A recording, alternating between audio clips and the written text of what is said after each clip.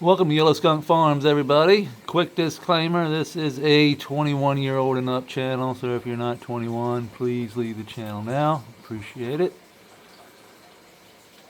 You're looking underneath the Empress tree. Sorry, I gotta stop calling it elephant ear. It is a Empress tree. Extremely invasive.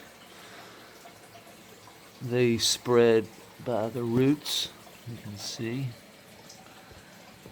Pop up everywhere. You can chop them down as many times as you want. You'd have to pull them out by the roots to get rid of them. But they give us a great root base in the soil that never leaves and continues to grow all the time. And that is good for our cannabis plants. We're day 14 of flower.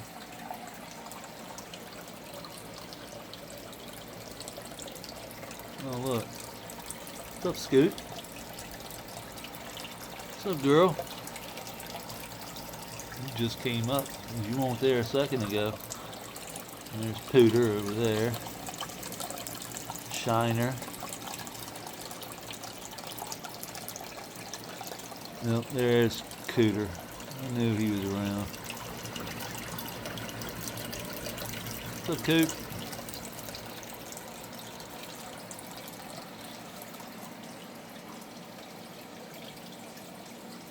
Let's see if we see Digger over here today. He was over here.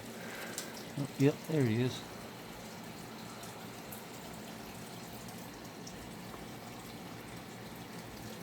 I ain't gonna mess with you, Digger. Monstera has gotten crazy. We did pull it back some more and we staked it up a little bit higher with our cannabis stalk. That was leftover. I believe that was land race we grew in here a couple runs ago. We are on run number 5, so this is the 5th run.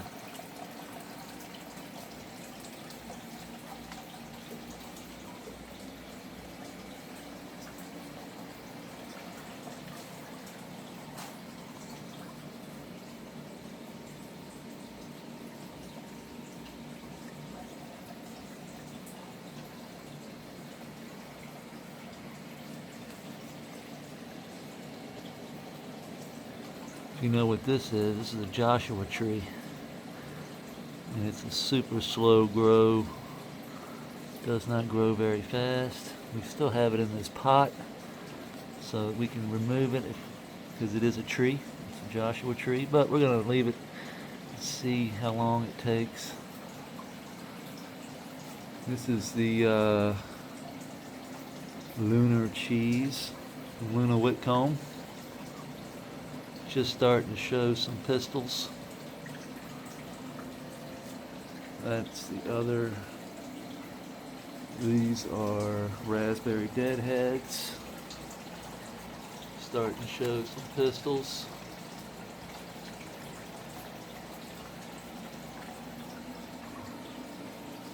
All 3 of those are raspberry deadheads, and this is the Orangeline.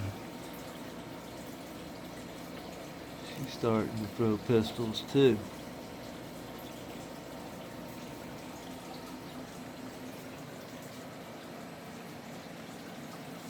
So as you can see, we're probably going to have to start to cut the grass here. The grass is getting pretty tall. I'll just bring the shears over here or just chop it off with my hands, chop and drop it. This is a nitrate pad that we put in. Remember we put it in yesterday? Look at the worms.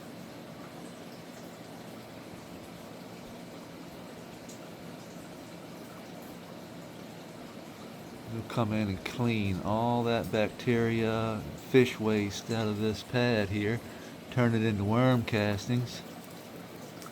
We can just knock those worm castings off right into the soil. Actually, we could probably wet that again real quick.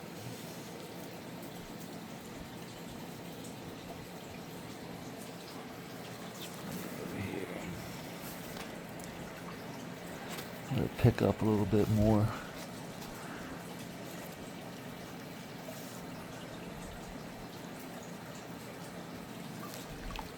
Right here, we'll set it on this side this time. You can see the worms run through it. Set it right on top.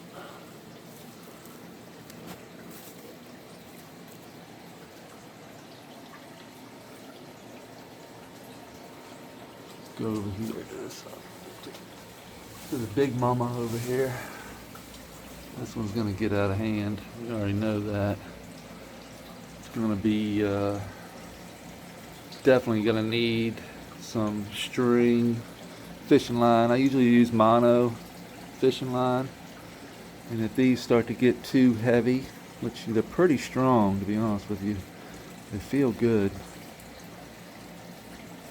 Cannabis definitely caught up with the dandelion.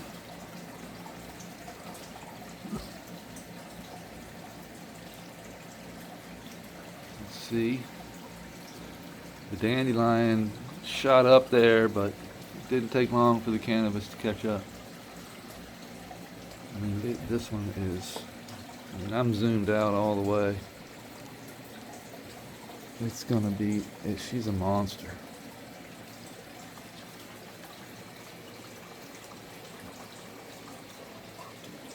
Stretches all the way across the creek now. So she's been across the creek, and she's going to be stretching over, touching the other one. As you can see, we're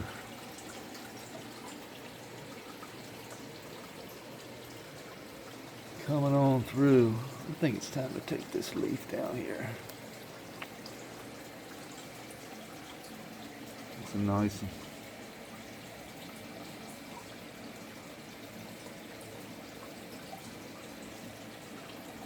It's pretty healthy too for being on the lower.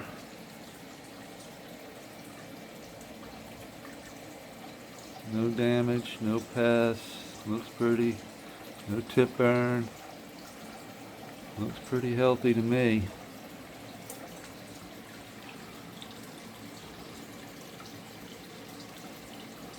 This is a good chop and drop.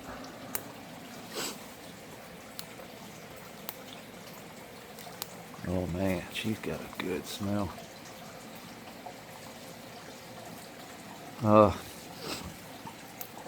Starting to get that OG funk, that raspberry OG times the lunar cheese, I believe that's what it is, which is raspberry deadhead, she calls it. From Luna Whitcomb, from Luna All Day over on Instagram.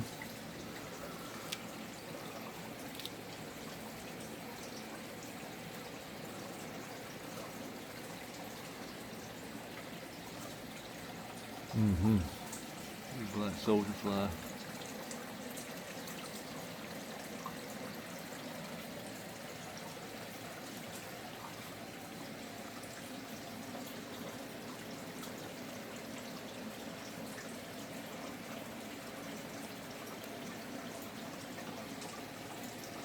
She should start to flower here shortly. It's definitely growing like crazy. We haven't even added the deep red in. She might hit the light. We're only day 14, so that means we've got, what? Probably 40 to 42 days left. I expect 65 to 70 days. That's what I'm hoping, anyway. Definitely start to see some flower there.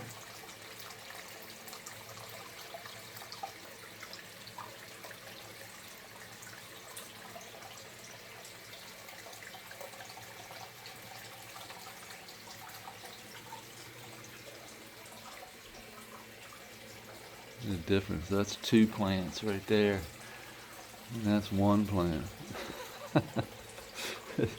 This one just took off. She's deep.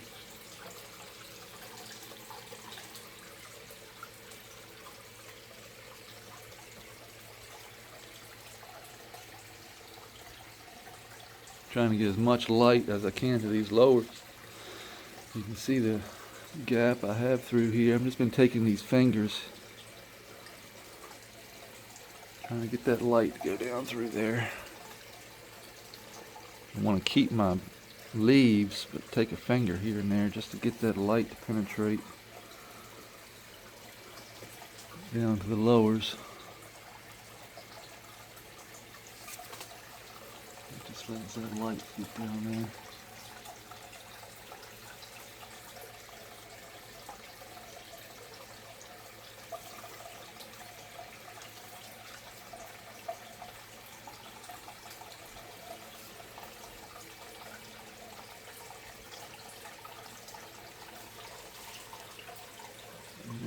Here at the top.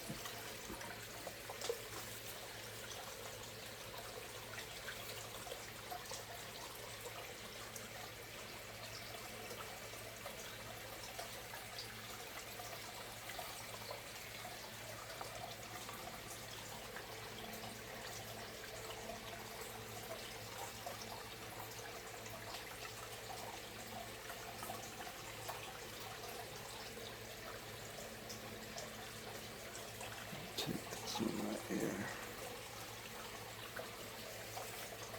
So I'm just very strategic. I'm looking to make the plant look good. That's to strip it all down at once. So I don't want it to look naked. I want to kind of fade it in and out, kind of like you would a hairstylist would your hair. You know, she's not going to rip them all off at once. But things like, you know, when it gets thick down in here, you can take a finger instead of that whole arm there. That will open that spot up. It's just something I do. It seems to work pretty well. Like this one here is missing. I've already been fingering that one quite a bit, so it's deep down in there. Doesn't need to be there anymore. It doesn't even look like I removed anything, so that's kind of how I go.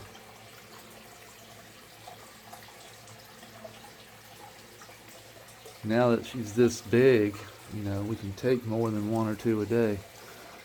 But when they're young, I don't like to take more than one or two a day.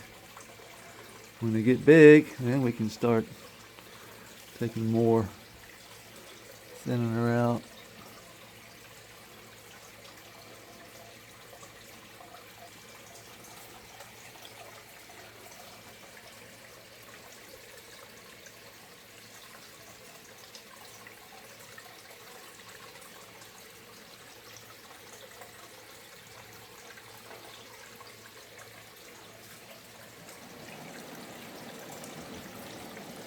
This one can go too. Whoa.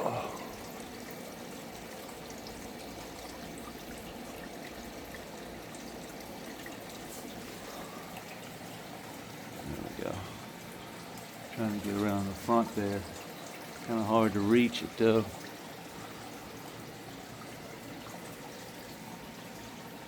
See, I'll leave this finger because there's nothing underneath of it.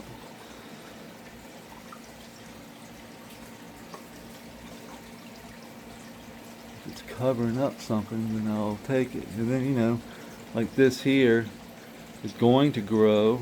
It's going to grow over top of this, going to grow over top of this. So we'll just let these get bigger. Like something like this, we know this is going to intrude on this. So we can go ahead and take that big old finger there, like we did the other one. Now we don't have to worry about it. This will continue to grow, but that won't grow into this. There's nothing covering it up.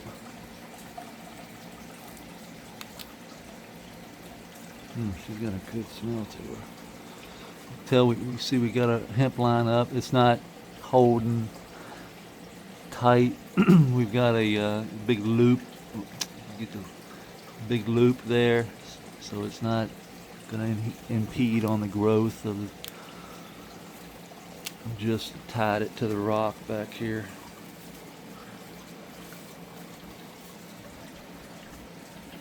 Hold her up, keep her from falling into the creek. Thing's got really good smell to her. It's a almost watermelonish, a watermelon kind of funk going on.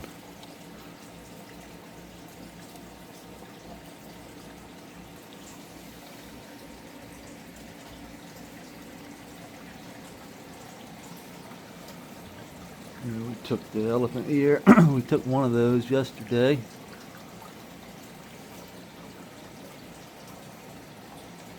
That's pretty good right there. It's an empress tree, like I said. I'm trying to stop calling it elephant ear.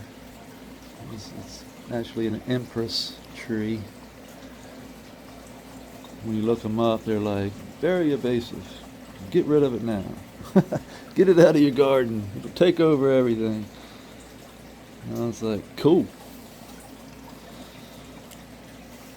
Kind of figured that. 'Cause that's what I'm having to do. It is spreading like crazy, but that's what I want. I want that root system. I'm after that root system. I can manage. I can come through here and just chop and drop all this stuff. All these things. We can just come in here, take our scissors, and every time we chop and drop, the more we cut it, it seems the more it wants to grow. So that's a good thing. It's guaranteeing us that microbiome, that rhizosphere that we're looking for down in that soil. So where these cannabis plants, they're only here for a few months, and those rhizospheres will be completely devoured once I cut the plant. It turns into food, so it disappears. The bush is here forever. The grasses are here forever. The elephant ear roots are here forever. All these things are going to connect that network, allow fungal to step in and build upon that root system, allowing these cannabis plants to tap in when we go to plant. So we'll cut these out. Those will die off because they're not connected to the energy source anymore, and they will go back to the earth and be replaced by the new ones. The new ones will tap into all the surrounding and go to work. This one down here looks like we can go ahead and take. She's just sucking newts we don't need to suck.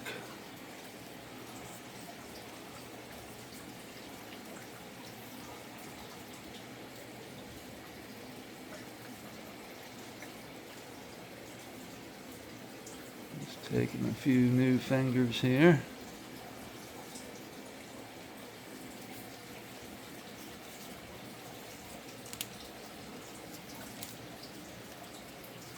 This one's got, well, can't really tell. Let me switch hands.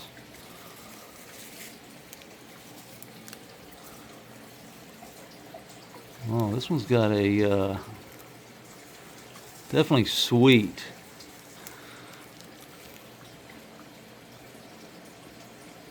I don't have any orange type thing going on. Not yet.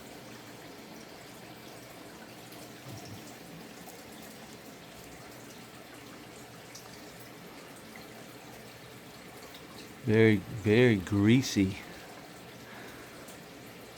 Very greasy. I don't know if that's that elephant ear I'm smelling because I'm getting peanut. And I just broke up that elephant ear, so my smell is off. But that's all we got today. Everything's looking good. Got good growth on everything.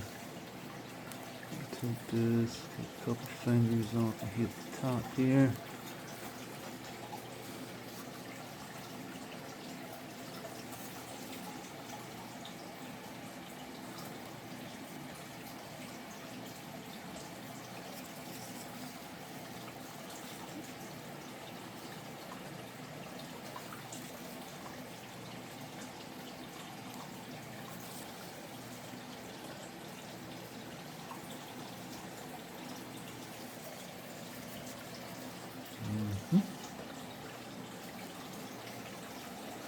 Black soldier flies flying around in here today like crazy.